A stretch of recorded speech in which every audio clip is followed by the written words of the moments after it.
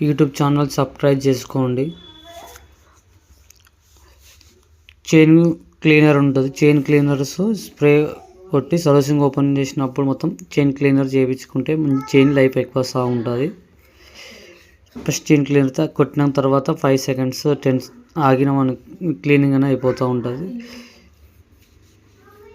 అప్పుడు 1000 km 2000 km వరకు clean చేయించుకుంటే చైన్ లైఫ్ ఒక 20,000 km దాకా వస్తుంది. చైన్ లూబును చైన్ క్లీనర్ను చేయించుకుంటే బాగా వస్తుంటుంది. యూట్యూబ్ ఛానల్ సబ్స్క్రైబ్ చేసుకోండి. ఈ కొత్త వీడియోస్ అన్ని చేస్తూ ఉంటాను. ఓకే.